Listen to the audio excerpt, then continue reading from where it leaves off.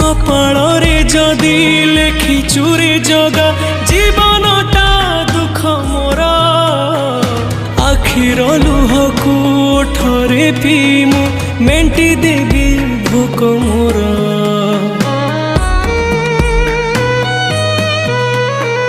सुख बोली गोटे कण अछि रे आज जाए जानिलिनी दुखर बोझकू एते जे लदिचु हसी टिके पारिलिनी तू हेलु बड़ दिया मु तोर केही नुहा सेथिपाई जाळु मते देई दुखर निया तो पाई गढ़िछु सुना देउळ कालिया।